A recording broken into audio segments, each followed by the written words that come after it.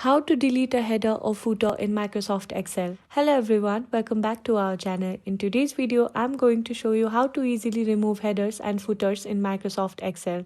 This is especially useful when you want to print your worksheet without any extra information cluttering the page. So let's dive right in. First, open your Excel worksheet. Now head over to the Page Layout tab at the top of your screen. This is where we'll make all the necessary adjustments.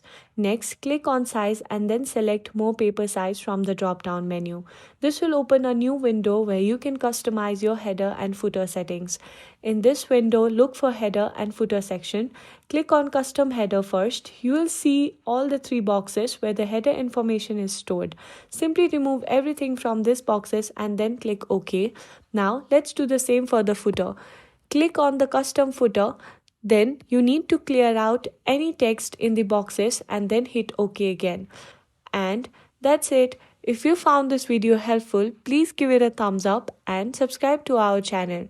I'll see you in the next video.